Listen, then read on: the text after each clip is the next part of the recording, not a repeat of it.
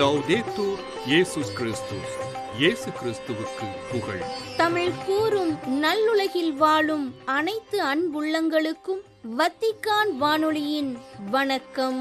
இறைவன் உங்கள் உள்ளத்தையும் இல்லத்தையும் தன் அன்பாலும் அருளாலும் அமைதியாலும் இன்றும் என்றும் நிரப்புவாராக.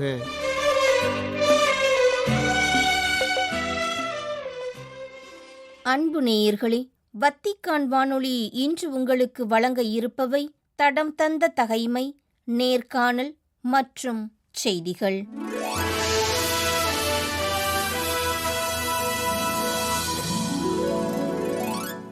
தடம் தந்த தகைமை. பெலிஸ்தியர் மேல் படையெடுத்த அரசர் தாவீது.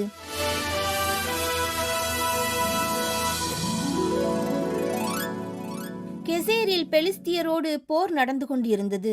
அதில் ஊசாவியனான சிபக்காய் அரக்கர் இனத்தானான சிபாயை கொன்றான். அதனால் பெலிஸ்தியரும் அடிபணிந்தனர். மேலும் ஒரு போர் பெலிஸ்தியரோடு நடந்தது. யாயிரின் மகன் எல்கானான் இத்தியனான கோலியாத்தின் சகோதரன் லகுமியை கொன்றான். இவனது ஈட்டியின் பிடி தறிக்கட்டை அளவு பெரிதாயிருந்தது. காத்தில் மற்றொரு போரும் நடந்தது. ஒவ்வொரு கையிலும் காலிலும் 6 விரல்களாக 24 விரல்களை கொண்ட அரக்கர் இனத்தானான நெட்டையன் ஒருவன் அவ்வூரில் இருந்தான். அவன் இஸ்ரேலை பழித்துரைத்தான். தாவீதின் சகோதரராகிய சிமையா மகன் யோனத்தான் அவனை கொன்றார். காத்து ஊரிலிருந்த அரக்கருக்கு பிறந்த இவர்கள் தாவீதாலும் அவர் அலுவலராலும் சாகடிக்கப்பட்டனர்.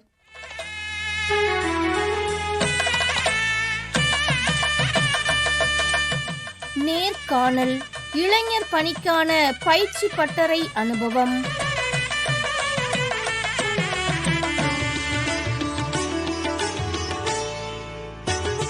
துணிவு மிக்கவர்கள், துள்ளல் மனம் கொண்டவர்கள் இளைஞர்கள்.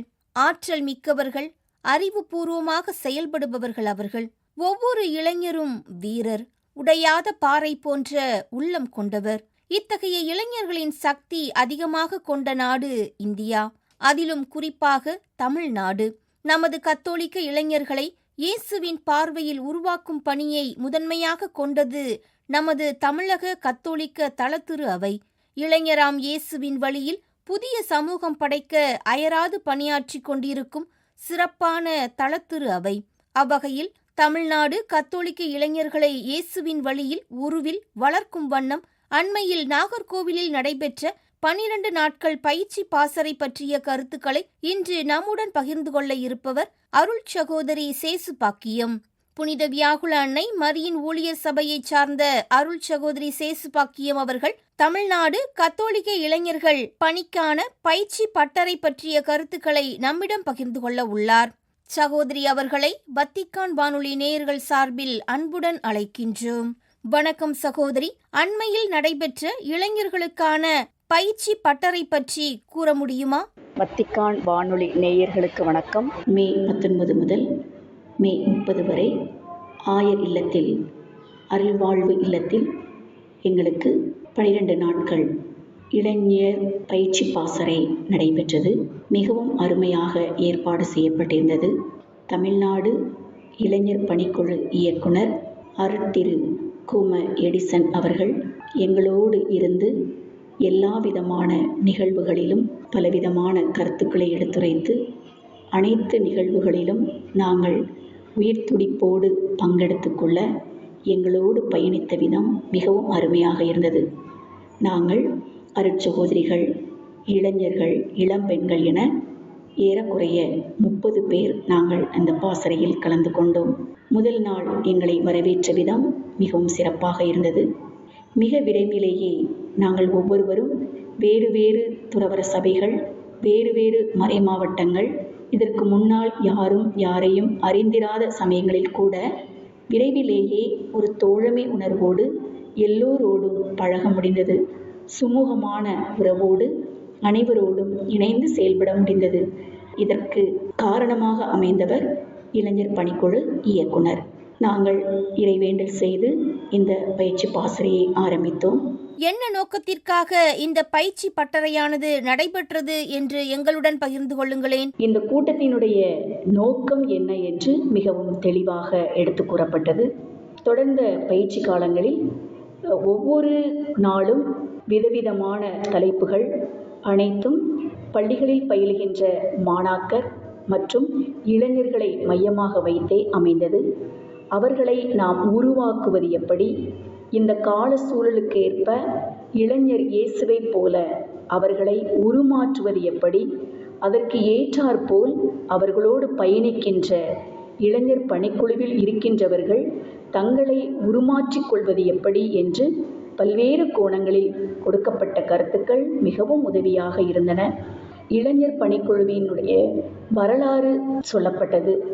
1931 பெல்ஜியம் நாட்டில் தொடங்கப்பட்ட தொழிலாளர்கள் மத்தியில் தொடங்கப்பட்ட இந்த கத்தோலிக்க இளைஞர்கள் இயக்கம் இன்று இந்தியாவில் 1966 முதல் பரவி இன்று வரை பல்வேறு விதமான பரிணாமங்களை கொண்டு வந்திருக்கிற வரலாறை பார்க்கும் பொழுது எவ்வளவோ பேர் இதற்காக அரும்பாடுபட்டு உழைத்துள்ளார்கள் என்பதை நினைத்து மகிழ்ச்சியாக இருந்தது. இதன் மூலம் கத்தோலிக்கர் அல்லாத மாணாக்கர் மத்தியில் ஏற்பட்டிருக்கிற அதிர்வுகளை, அவர்களிடம் ஏற்பட்ட மாற்றத்தை, அவர்களால் சமூகத்திற்கு ஏற்பட்ட பல்வேறு பணிகளை நினைத்து பார்க்கும் பொழுது இதனை இன்னும் அதிகமாக எப்படியாவது நமது நிறுவனங்களில் பங்குத்தளங்களில் உருவாக்கியே ஆக வேண்டும் என்ற உத்வேகம் ஏற்பட்டது. எங்களுக்கு அங்கு கொடுக்கப்பட்ட ஒவ்வொரு செயல்பாடும் மிகவும் பொருள் பொதிந்ததாக அமைந்தது. ஒரு சிறிய விளையாட்டாக இருந்தாலும் சரி, எல்லா விதமான செயல்பாடுகளும் ஒவ்வொரு விதமான பொருளை எங்களுக்கு கொடுத்தது. இளைஞர் இயக்கத்திற்கான நோக்கமே என்ன அப்படின்னு சொன்னால், இன்னைக்கு சமூகத்தில் பலவிதமான எதிர்மறையான நிகழ்வுகள் நடக்கிறத நம்ம பார்க்குறோம். ஆனால் இப்படிப்பட்ட இந்த சமுதாயத்தை இப்படியே நம்ம விட்டுறக்கூடாது. இதில் ஏதாவது ஒரு மாற்றத்தை ஏற்படுத்தணும். உண்மை, அன்பு, நீதி, சமத்துவம், சகோதரத்துவம் கொண்ட ஒரு புதிய சமுதாயத்தை உருவாக்க வேண்டும் அப்படிங்கிற ஒரு கனவோட இளைஞர் பணிக்குழு சிறப்பாக செயல்பட்டு கொண்டிருக்கிறது. இதனுடைய லட்சியம் அப்படின்னு பார்க்குறப்ப, இந்த இயேசுவினுடைய விழுமியங்கள் நிறைந்த ஒரு சமூகமாக நான் வாழ்கிற சமுதாயத்தை கொண்டு செல்லணும். ஒரு ஆற்றலோடு மாற்றம் நோக்கி இளைஞர்களை வழிநடத்தணும்.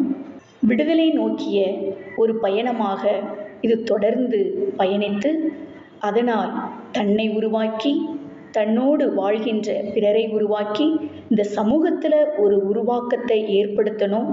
இதற்காக ஒவ்வொரு கத்தோலிக்க மாணாக்கரும், கத்தோலிக்கர் அல்லாத மாணாக்கரும், இளைஞர்களும் முன்வரணும். அவர்களுக்காக உழைப்பதற்கு பெரியவர்களும் முன்வரணும் அப்படிங்கிறதான் இதனுடைய நோக்கமே. கிறிஸ்தவர் அல்லாத மாணாக்கர்களும் விழுமியங்களோட, இந்த உண்மை, நீதி, அன்பு, இந்த விழுமியங்களோட வாழ்வதற்கு அருமையான உருவாக்கு பயிற்சியாக அமைகிறது. ஆண் பெண் அப்படிங்கிற வேறுபாடு இல்லாமல் எல்லாருக்கூடையும் ஒரு சமத்துவமாக தோழமை உணர்வோடு பழகுற மனப்பாங்கை ஏற்படுத்துறதுக்கு உதவுது.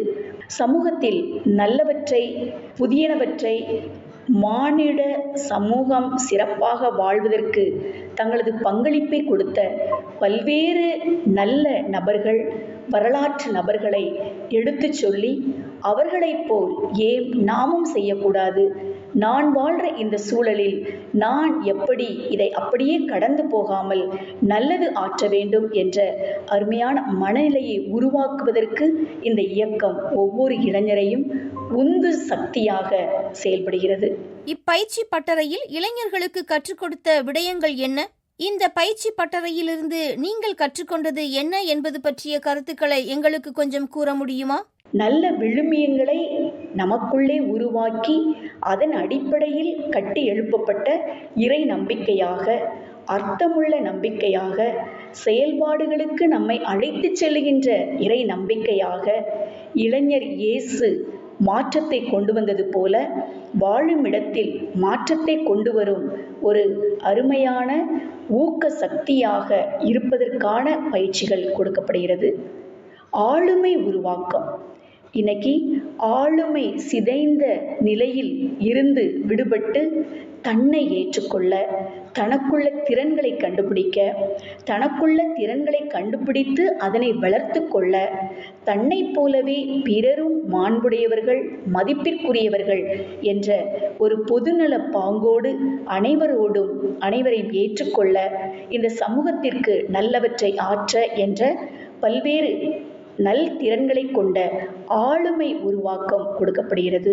பண்பாட்டை பற்றிய ஒரு ஆழமான அறிவும் கொடுக்கப்படுகிறது. நாம் வாழுகின்ற இந்த பண்பாட்டு சூழல், அதனுடைய வேர் என்ன, நம் பண்பாட்டிலிருந்து நாம் இன்று எப்படி வளர்ந்திருக்கிறோம், அதனை எங்கே தொலைத்து விட்டோம், அதை எப்படி கண்டறிந்து மீண்டும் மீட்டெடுப்பது, இதற்கு கலைகளை எப்படி நாம் பயன்படுத்திக் கொள்வது, நம்முடைய மண்ணின் கலைகள், மண்ணின் பண்பாடுகள் இவற்றை மீட்டெடுப்பது போன்றவை இங்கு பயிற்சியாக கொடுக்கப்படுகிறது. நலவாழ்விற்கு அதிகமான முக்கியத்துவம் கொடுக்கப்படுகிறது.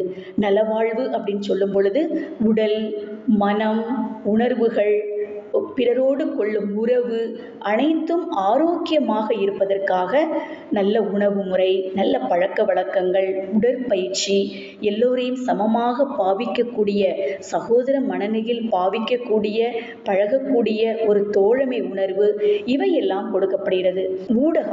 ஊடக அறிவை நாம் பெற்றுக்கொள்வது, ஊடகத்தில் அருமையாக என்ன வாய்ப்புகள் இருக்கிறது, என்ன வசதிகள் இருக்குது, அதே சமயத்தில் ஊடகத்திற்கு பலிக்காடாக ஆகி நல்ல சமாரியன் கதையில் வருகின்ற குற்றுயிரும் குலையுரும் கிடைக்கிறவன மாதிரி இல்லாம, அப்படிப்பட்ட ஊடகத்திற்கு அடிமையாகி கிடைக்கிறவர்களை ஒரு உதவி செய்து அவர்களை தூக்கி நிறுத்துகின்ற நல்ல சமாரியராக, அதே சமயத்தில் ஊடகத்தை நல்ல காரியங்களுக்கு பயன்படுத்துவது, பொறுப்போடு பயன்படுத்துவது எப்படி என்ற அத்தகைய பயிற்சிகள் கொடுக்கப்பட்டன. சுற்றுச்சூழல் மீது அக்கறை கொள்ள வேண்டும், சுற்றுச்சூழலை நாம் பாதுகாக்க வேண்டும், பசுமையை பாதுகாக்க வேண்டும், இயற்கையோடு இணைந்து வாழ வேண்டும் என்ற கருத்துக்கள் கூறப்பட்டன.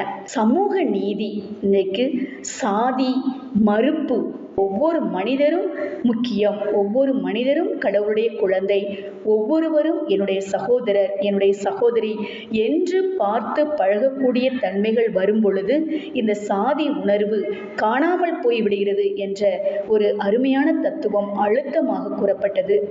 அரசியல் பங்கேற்பு என்று நாம் என்னை உருவாக்கி என்னோடு நிறுத்திக் கொள்வதல்ல, மற்றவர்களோடு இணைந்து ஒரு சமூகத்திற்கு தேவையான மாற்றத்தை உருவாக்குவதற்கு உதவுகின்ற நல்ல இயக்கங்களோடு சேர்ந்து அரசியலில் பங்கெடுக்க வேண்டும், அரசியலில் பங்கெடுத்து சமூகத்தில் மாற்றத்தை ஏற்படுத்த வேண்டும் என்ற கருத்தும் கூறப்பட்டது. நூல்களை அதிகமாக படிக்க வேண்டும் என்ற அருமையான கருத்தை அங்கு எனக்கு மிகவும் பிடித்தமானதாக இருந்தது.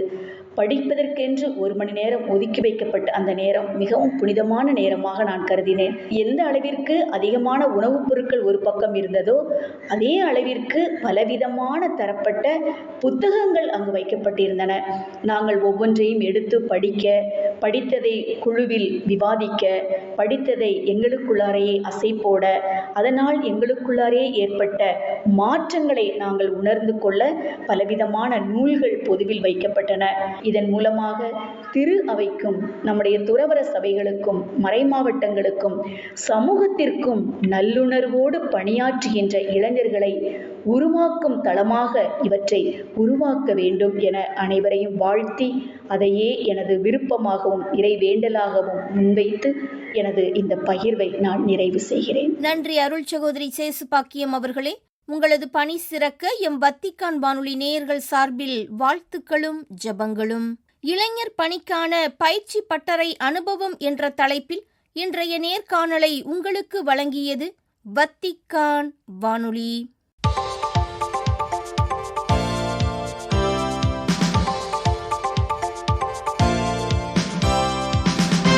செய்திகள். திருப்பிட தூதரக பணிகளில் பயிற்சி பெறும் அருட்பணியாளர்கள் தங்கள் பயிற்சியின் ஒரு பகுதியாக ஓராண்டு மறைப்பணி சேவைகளை முடித்து திரும்பியதை முன்னிட்டு அவர்களை திருப்பிடத்தில் சந்தித்து உரையாடினார் திருத்தந்தை 14ஆம் லியோ. திருப்பிட தூதரக பயிற்சி கல்விக் கழகத்தின் அங்கத்தினர்களை திருப்பிடத்தில் சந்தித்த திருத்தந்தை அவர்களின் அருள் பணித்துவ வாழ்வு, அவர்கள் திரு அவையில் அனுப்பப்படும் இடங்களில் திருச்சபையுடனும் மக்களுடனான அருகாமையுடனும் விசுவாசத்துடனும் இடம்பெற வேண்டும் என கேட்டுக்கொண்டார். திருப்பிடத்தின் தூதரகப் பணிகளுக்கென பயிற்சி பெறும் அருள்பணியாளர்கள் தூதரகப் பணிகளுக்கோ அல்லது மறைப்பணி தளங்களுக்கோ என எங்கு அவர்கள் திரு அவையால் அனுப்பப்பட்டாலும் அதற்கு உண்மை உள்ளவர்களாகவும் சிறந்தவர்களாகவும் செயலாற்ற வேண்டும் என கேட்டுக்கொண்டார் திருத்தந்தை. மனித அறிவின் அசாதாரணமான செயற்கை நுண்ணறிவு என்பது மனித மாண்பை மறந்துவிடக்கூடாது மற்றும் இளையோரின் குழந்தைகளின் வளர்ச்சிக்கு தடையாக இருக்கக்கூடாது என கேட்டுக்கொண்டார் திருத்தந்தை 14ஆம் லியோ. செயற்கை நுண்ணறிவு குறித்து ரோம் நகரில் இடம்பெறும் 2வது கருத்தரங்கிற்கு அனுப்பிய செய்தியில் இதனை குறிப்பிட்டுள்ள திருத்தந்தை, நல ஆதரவு, அறிவியல் கண்டுபிடிப்புகள் போன்றவற்றில் குறிப்பிடத்தக்க முன்னேற்றங்களை செயற்கை நுண்ணறிவு தந்து வருகின்ற போதிலும் உலகின் உண்மை நிலைகளை ஆய்ந்து உணரும் பாதையில் சிரமங்களை முன்வைக்கிறது எனவும் கவலையை வெளியிட்டுள்ளார். செயற்கை நுண்ணறிவின் ஒழுக்க ரீதி கோட்பாடுகள், அவைகளை பொறுப்புடன் நிர்வகிப்பது குறித்தும் அச்செய்தியில் தன் கருத்துக்களை பகிர்ந்துள்ளார் திருத்தந்தை 14ஆம் லியோ. ஸ்பெயின் நாட்டின் அருளாளர் சல்வதோர் வலேரா பாராவிடம் வேண்டியதால் இடம்பெற்ற புதுமை ஸ்பெயின் நாட்டின் 3 மறைமாவட்ட அருள்பணியாளர்கள் மற்றும் அவர்களின் உடன் உழைப்பாளர்களின் மறைசாட்சிய மரணங்கள், 3 இத்தாலிய மற்றும் 1 பிரேசில் இறையடியாரின் வீரத்துவ பண்புகள் குறித்த விவரங்கள் ஜூன் 20ஆம் தேதி வெள்ளிக்கிழமை அன்று திருத்தந்தையின் முன்னிலையில் சமர்ப்பிக்கப்பட்டன. 1816ஆம் ஆண்டு பிறந்து 1889இல் உயிரிழந்த ஸ்பானிய நாட்டு மறைமாவட்ட அருள்பணி சல்வதோர் வலேரா பாரா ஸ்பெயினில் 1936க்கும் 38க்கும் இடையில் மறைசாட்சியாக கொல்லப்பட்ட மேனுவேல் லிசுகுவேர்தோ மற்றும் 58 உடன் உழைப்பாளர்கள் 1936க்கும் 37க்கும் இடைப்பட்ட காலத்தில் அதே ஆண்டில் மறைசாட்சிகளான மறைமாவட்ட அருள்பணி அந்தோனியோ மொன்டானஸ் கிக்குவேரோ மற்றும் அவரின் 64 உடன் உழைப்பாளர்கள் 1944க்கும் 45க்கும் இடைப்பட்ட காலத்தில் விசுவாசத்திற்காக கொல்லப்பட்ட மறைமாவட்ட அருள்பணி ரெய்மண்ட் காய்ரே, பிரான்சிஸ்கன் துறவி ஜெரார்ட் மார்டின் செந்திரியேர், குறுமட மாணவர் ரோஜர் வலே, பொதுநிலையினர் ஜான் மேஸ்த்ரே மற்றும் 46 உடன் உழைப்பாளர்கள் குறித்த விவரங்கள் திருத்தந்தையின் முன்னிலையில் சமர்ப்பிக்கப்பட்டு ஏற்றுக்கொள்ளப்பட்டன.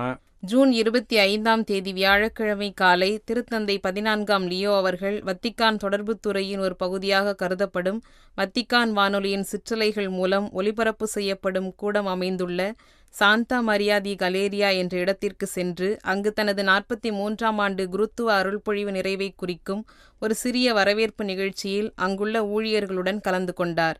புகழ்பெற்ற கட்டிடக் கலைஞர் பியர் லூயி நெர்வி வடிவமைத்த சிற்றலை ஒலிபரப்பு கட்டிடத்தை திருத்தந்தை பார்வையிட்டதுடன் அங்குள்ள மையத்தின் பணியாளர்களை சந்தித்து உரையாடினார். ஈரானின் ஏவுகணை தாக்குதல்களுக்குப் பிறகும் மிகவும் ஆபத்தான சூழ்நிலையில் எருசலேமின் காரித்தாஸ் அமைப்பு எல்லாவற்றையும் இழந்து துன்புறும் காசாவின் மக்களுக்கு உயிர்காக்கும் மனிதாயமான பணியை தொடர்ந்து செய்து வருகின்றது என்று அதன் இயக்குனர் ஆண்டன் ஆஸ்பர் தெரிவித்துள்ளார்.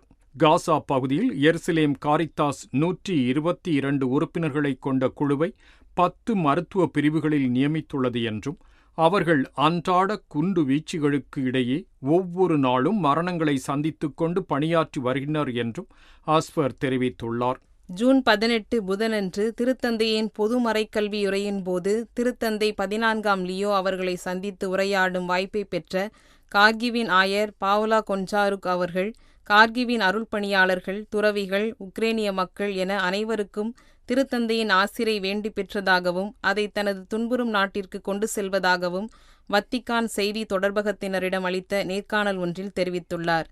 ரஷ்ய எல்லையில் இருந்து 30 கிலோமீட்டர் தொலைவில் உள்ள கார்கிவ் நகரம் மிகவும் மோசமான சூழ்நிலையில் உள்ளது என்றும் குழந்தைகள் விளையாடும் பூங்காக்கள், தொழிற்சாலைகள், விவசாய நிலங்கள் உள்பட நகரங்கள், கிராமங்கள் என அனைத்தும் அழிக்கப்படுகின்றன என்றும் கவலை தெரிவித்துள்ளார் ஆயர். இத்துடன் வத்திக்கான் வானொலியின் தமிழ் ஒலிபரப்பு நிறைவு பெறுகின்றது. வணக்கம். வணக்கம்.